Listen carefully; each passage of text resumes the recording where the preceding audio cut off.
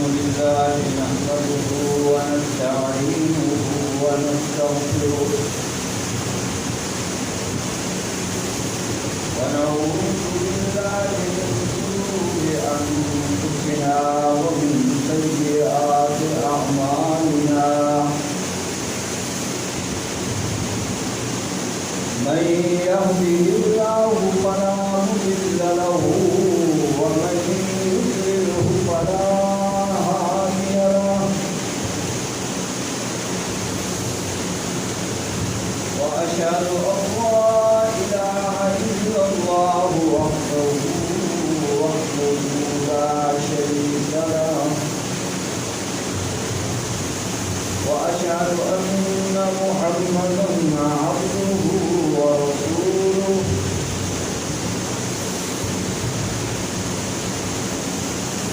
اللهم صل على محمد وعلى آل محمد كما صليت على إبراهيم وعلى آل إبراهيم إنك حميد مجيد اللهم بارك على محمد وعلى آل محمد كما باركت على إبراهيم وعلى آل إبراهيم إنك حميد مجيد أما بعد فأعوذ بالله من الشيطان الرجيم بسم الله الرحمن الرحيم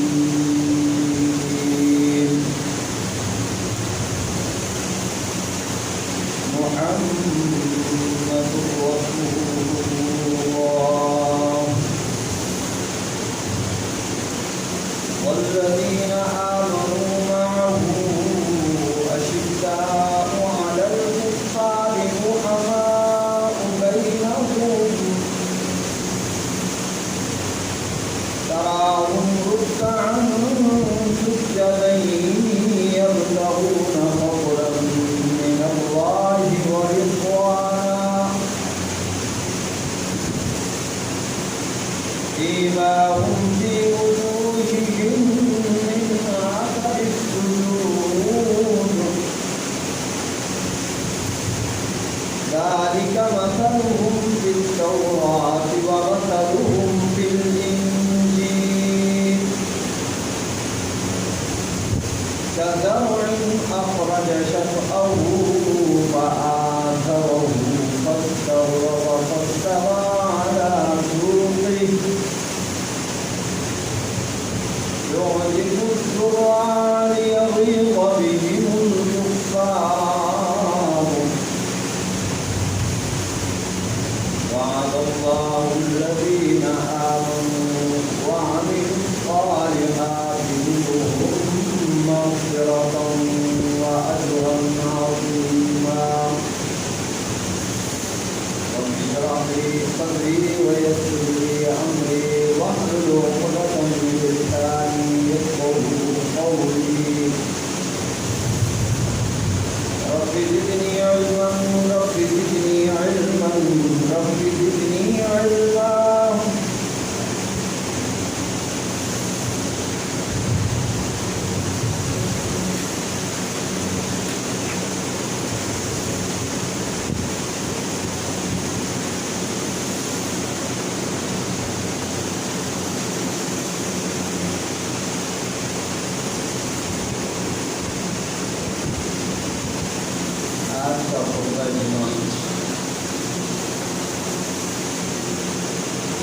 مسجد نبوی کا پہلا شہید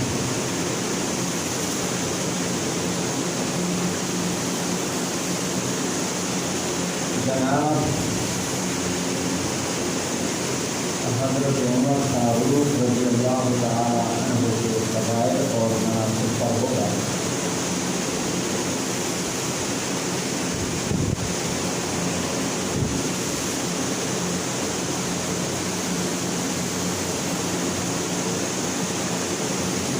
کا یہ عظیم سپاہی اور عظیم جرنیل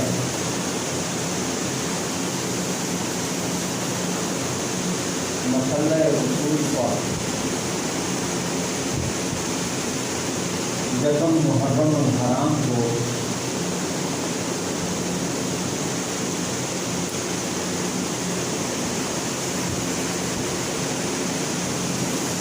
فروز نامی شخص نے ابو لولو جس کی کلیت تھی اس نے زیر علی کا خنجر مار کر کے یکم محرم الحرام کو جناب عمر رضی اللہ تعالیٰ عنہ کو زخمی کیا۔ الحمدللہ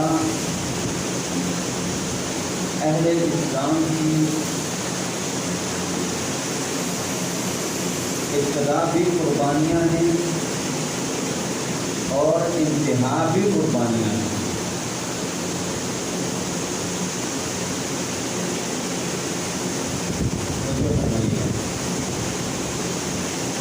اہل اسلام کی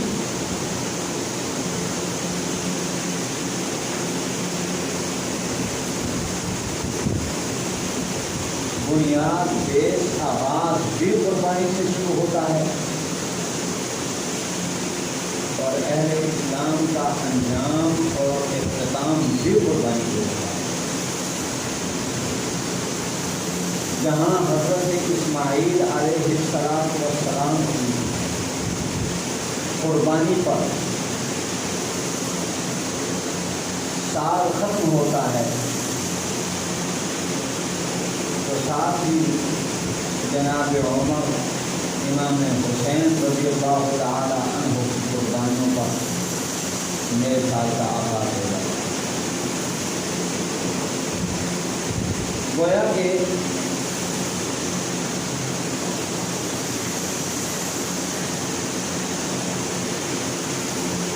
ہمیں اس سے یہ سبق اور درس ملتا ہے کہ مسلمان کو کسی وقت بھی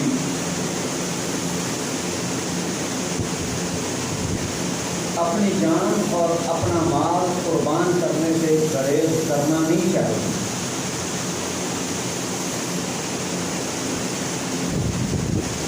ہر وقت، ہر لمحہ، ہر لحظہ اسے اللہ تعالیٰ کی دین، اللہ تعالیٰ کے دین اور اسلام کی سربلندی کے لیے کوشاں محنت مشقت کرتے رہنا چاہیے اور اسلام کی سربلندی کے لیے اگر اسے مال کی قربانی دینی پڑے تو دے دے، حتیٰ کہ جان کی قربانی بھی دینی پڑے تو گریز نہ کرے۔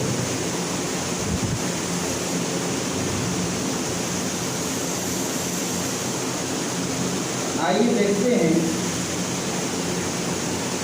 جناب عمر رضی اللہ تعالی عنہ جنہیں یکم محرم الحرام کو ابو لولو نے فیروز نامی شخص نے زیر علودہ خنجر گھونپا،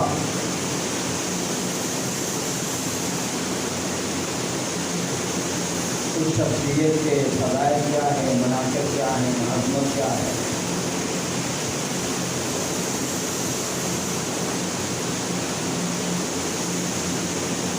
حضرت عمر فاروق رضی اللہ تعالی عنہ وہ شخصیت ہیں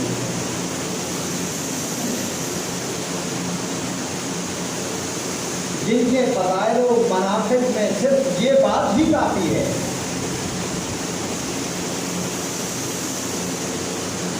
کہ اسلام کا یہ عظیم جرنیل اور سپاہی انتہائی شجاع، بہادر، ناگر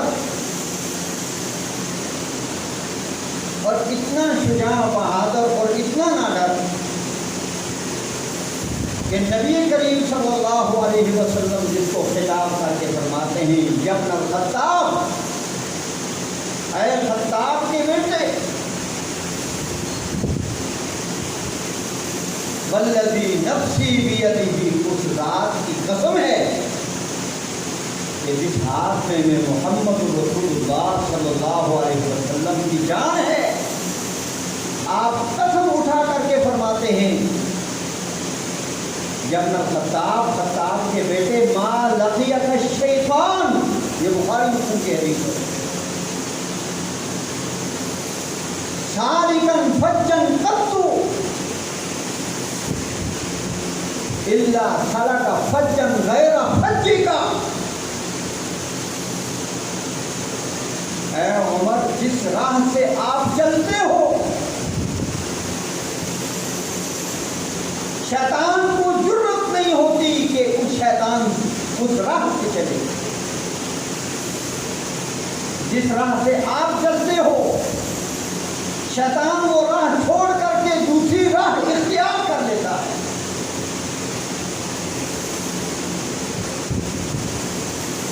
جناب عمر رضی اللہ تعالی عنہ اور شیطان کی راہ کبھی ایک ہو نہیں سکتی۔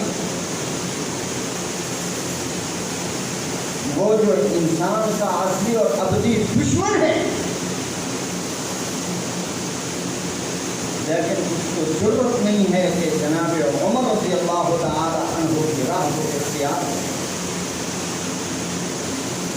اس سے بڑھ کر اور کیا عظمت اور کیا شان ہو سکتی ہے؟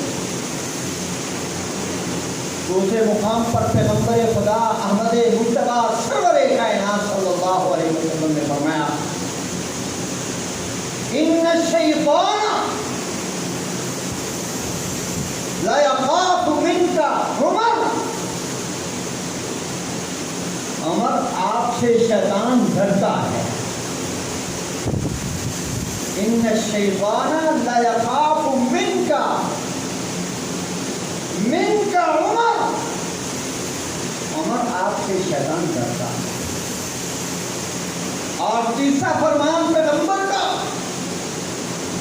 آپ فرماتے ہیں انی لانظر الی شیاطین الجن والانس قد فروا من عمر، کہ یقیناً پکی بات ہے انی لانظر، میں دیکھتا ہوں الی شیاطین الجن،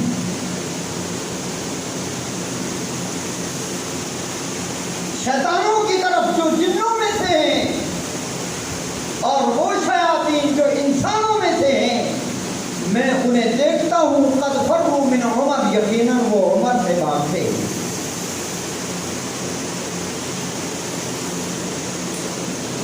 تین موقعوں پر پیغمبر نے خدا احمد مجتبی سرور کائنات صلی اللہ علیہ وسلم نے فرمایا کہ شیاطین عمر سے ڈرتے ہیں۔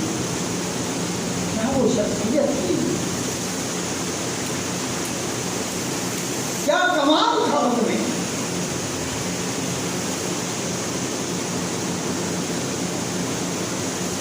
وہ عمر رضی اللہ تعالی عنہ کہ جن کے بارے میں پیغمبر خدا احمد مجتبی سرور کائنات صلی اللہ علیہ وسلم نے فرمایا، پیغمبر کا چوتھا فرمان سنیے،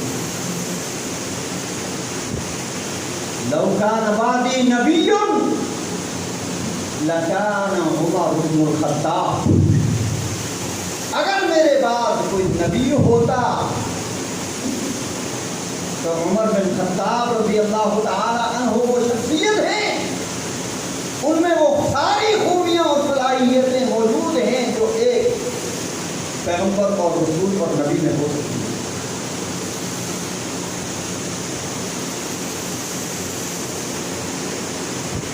لو کان بعدی نبی لکان عمر بن الخطاب، میرے بعد اگر کسی نبی آنا ہوتا تو عمر بن خطاب اس کا ہوتا۔ نبوت کی خوبیاں ان میں موجود تھیں، لیکن کیونکہ میرے بعد نبوت کا دروازہ بند ہے، کسی نبی نے آنا نہیں۔ آنا ہوتا تو عمر ہوتے۔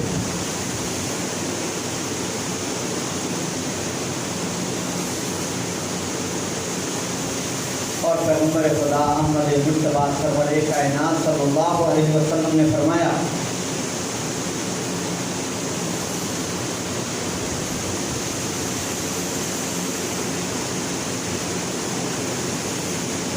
انی رأیت قصرا،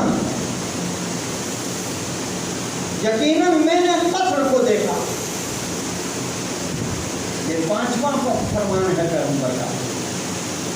فرماتے ہیں انی رأیت قصرا، میں نے ایک محل دیکھا. کہاں دیکھا؟ جنت میں. اور محل ہی نہیں دیکھا، بِبِنَائِهِ جَارِيَةٌ، وہ جو محل تھا اس کے صحن میں نے ایک لونڈی کو دیکھا. فَقُلْتُ، معراج کی رات جنت کے اندر محل اور محل کے صحن میں لونڈی. فَقُلْتُ لِمَنْ هَذَا، میں نے فرشتوں سے سوال کیا کون خوش نصیب اور خوش قسمت اور خوش بخت ہے کہ جس کا یہ محل ہے جنت میں. فَقَالُوا لِعُمَرَ بْنِ الْخَطَّابِ، فَقَالُوا لِعُمَرَ بْنِ الْخَطَّابِ، یہ عمر بن خطاب رضی اللہ تعالی عنہ ہیں جن کا محل ہے. فرشتوں نے کہا عمر بن خطاب کا ہی محل ہے. آپ نے فرمایا وَأَرَدْتُ أَنْ أَدْخُلَهُ، میں نے چاہا، میں نے ارادہ کیا کہ میں اس میں داخل ہو جاؤں. فَذَكَرْتُ غَيْرَتَكَ، لیکن عمر مجھے تیری غیرت یاد آ گئی، تیرا حیا یاد آ گیا. وگرنہ میں نے چاہا کہ ان ادخل، میں داخل ہو کر کے اندر جا کر کے اس کا سارا سین دیکھوں، اس کا سارا نظارہ دیکھوں. جناب عمر رضی اللہ تعالی عنہ فرمانے لگے بِأَبِي أَنْتَ وَأُمِّي یا رسول اللہ أَعَلَيْكَ أَغَارُ، میرے ماں باپ آپ پر قربان ہوں، میں آپ پر غیرت کرتا ہوں، آپ کی وجہ سے میں غیرت کرتا ہوں. یہ خوش نصیب ہستی کہ جن کا محل جنت میں دیکھ کر کے محمد رسول اللہ آ رہے ہیں. اور اللہ نے پیغمبر کو معراج کو کروائی بھی تو اس لیے نا،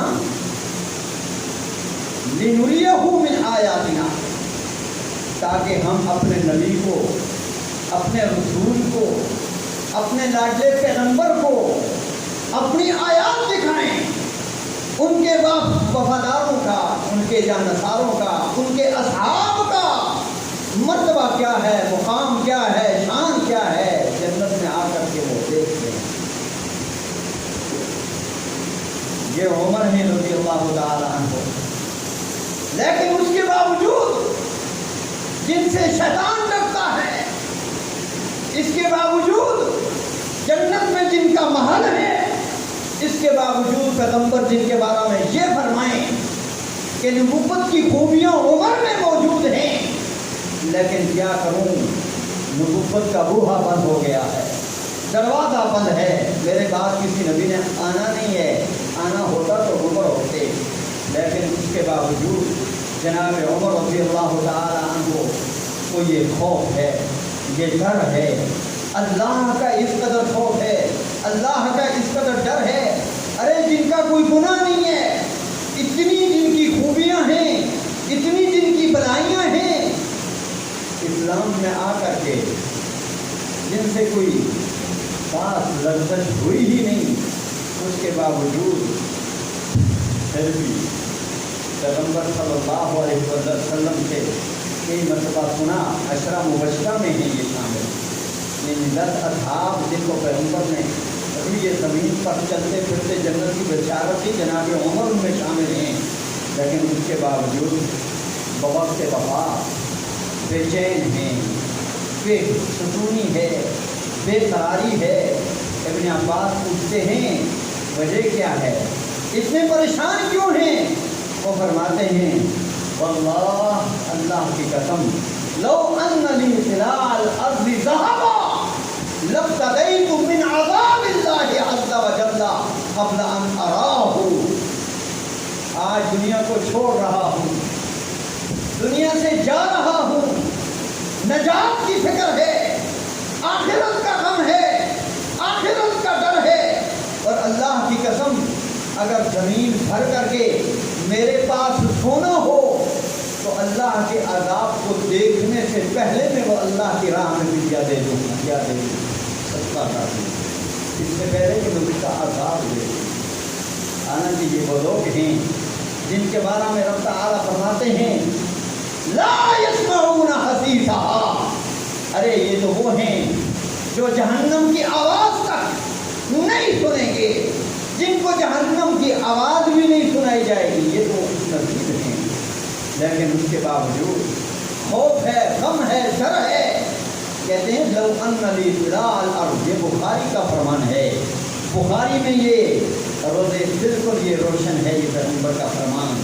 فرمایا لو ان لی طلال الارض ذهبا لابتغیت به من عذاب اللہ عز وجل قبل ان اراه۔ میں اور آپ گناہوں میں بچڑے ہوئے، سر تپا پاتا، سر گندے، گندگی کے ڈھیر، اور ہمیں حیا نہیں آتی ہے، ہمیں شرم نہیں آتی ہے، ہم سمجھتے ہیں کہ جناب دودھ کے دلے ہیں۔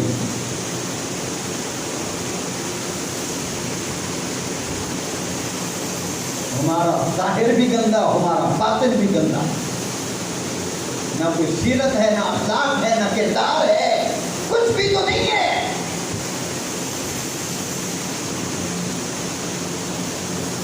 دوائی قنوت تک نہیں آتی ہے،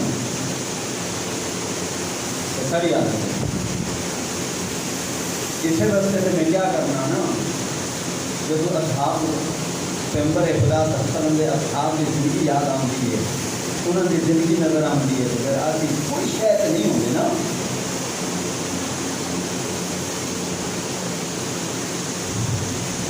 سمپل تو وہی ہے ہمارے لیے، نمونہ آئیڈیل تو وہی ہے، جیسا ایمان ہوتا تو کامیاب ہوگی، وہ کرنا نہیں۔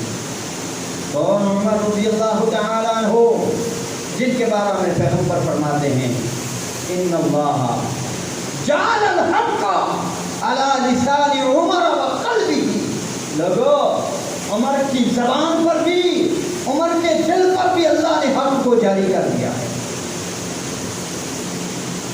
اور دوسرے مقام پر فرمایا ان اللہ وضع الحق علی لسان عمر، اے لوگو اللہ نے حق کو رکھ دیا ہے عمر کی زبان پر، یقول بھی، عمر بولتے ہیں تو حق کے ساتھ۔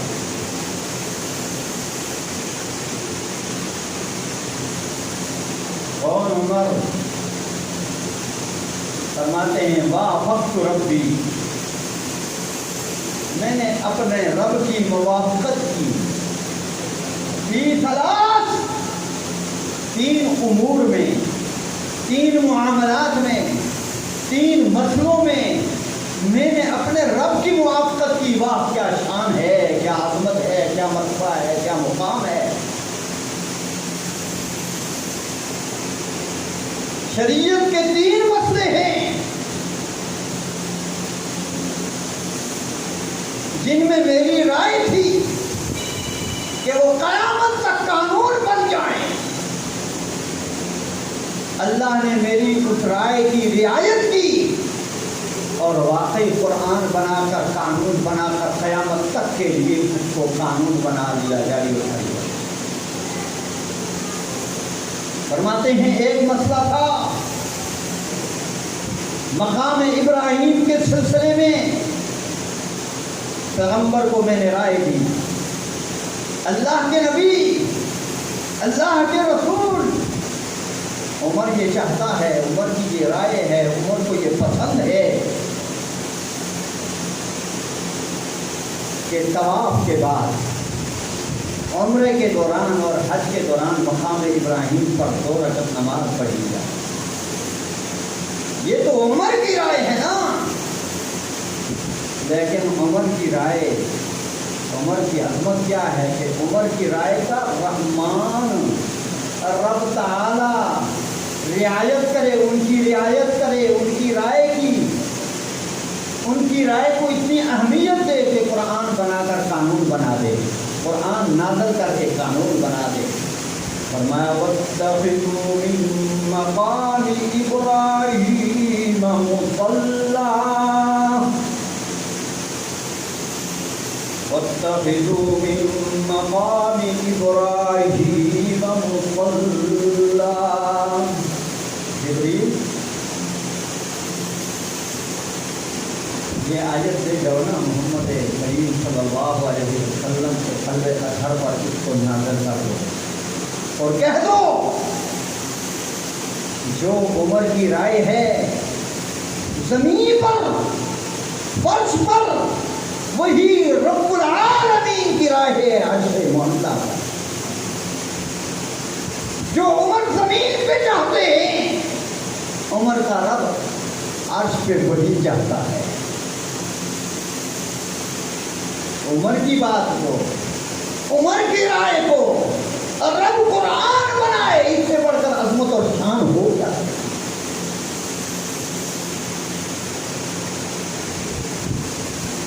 اور دوسرا مرحلہ میں نے پیغمبر کو رائے دی کہ اللہ کے حبیب یدخل علی نسائک البر والفاجر، ہر قسم کے لوگ آپ کے گھر میں آتے ہیں، امہات المؤمنین کے پاس آتے ہیں. عمر چاہتا ہے آپ آرڈر کریں وہ پردہ کرنے، لیکن پیغمبر تو آرڈر تبھی کرتا ہے وما ينطق عن الهوى، جب اوپر سے آرڈر آتا ہے. فرمایا جبریل جو عمر چاہتے ہیں، جو عمر کی رائے ہے وہی رب تعالیٰ کی رائے ہے عرش پر. جا کر کے یہ اعلان کر دو اور پیغمبر کو سنا دو اور قیامت تک آنے والی انسانیت کے لیے یہ قانون بنا دو. شریعت کا یہ قانون ہے یا ایھا النبی قل لازواجک، اے نبی صلی اللہ علیہ وسلم اپنی ازواج کو کہہ دو، ازواج اپنی بیویوں کو کہہ دو، وبناتک اور اپنی بیٹیوں سے کہہ دو، ونساء المؤمنین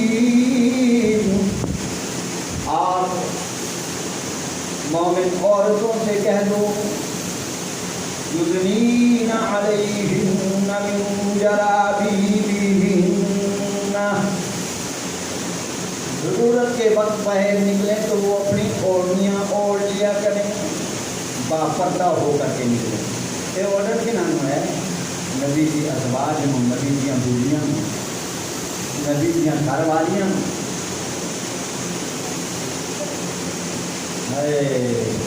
تو معمولی عورتیں سے نہیں ہیں. رب تعالیٰ فرمانے یا نساء النبی لستن کاحد من النساء، یا نساء النبی لستن کاحد من النساء. اے پیغمبر کی گھر والیوں، پیغمبر کی بیویوں، ساری کائنات میں جتنی بھی خواتین ہیں، عورتیں ہیں، تم ان جیسے نہیں ہو سکتے. کائنات میں کوئی اور ایک عورت تمہارا مقابلہ نہیں کر سکتی، تمہارا لیول اسٹیٹس بہت بلند ہے.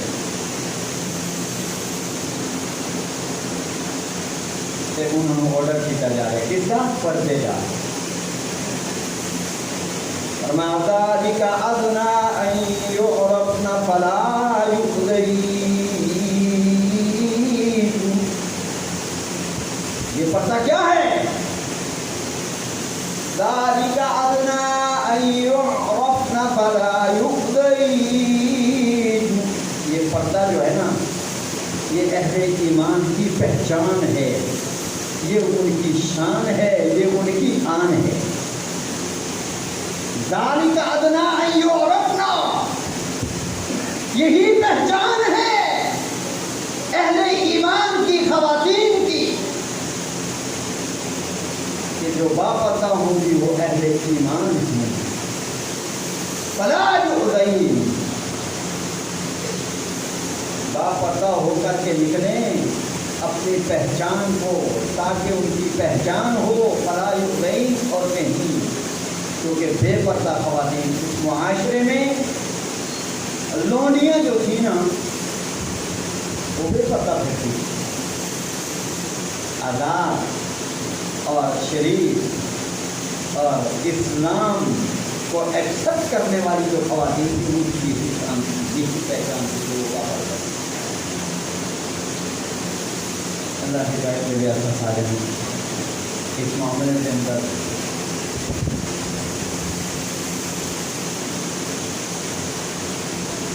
پردہ ضروری ہے۔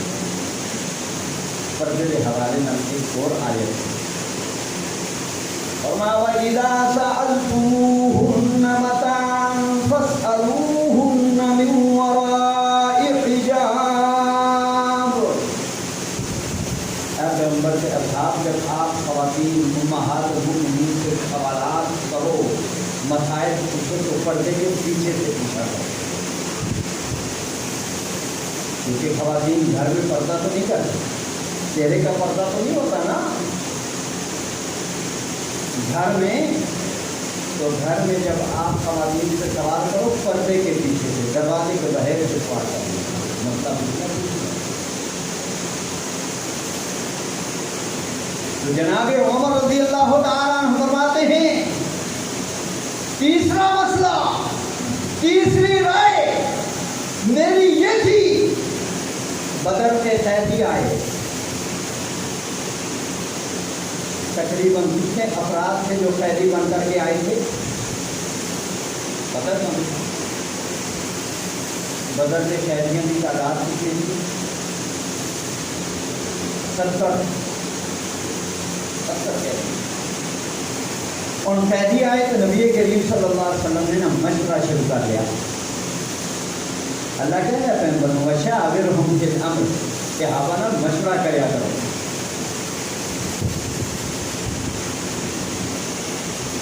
انہوں کا حوصلہ بجے، انہوں کی حوصلہ افزائی ہو گئی، انہوں نے مشورہ کر لیا کرو، لہٰذا پیغمبر نے مشورہ کیا۔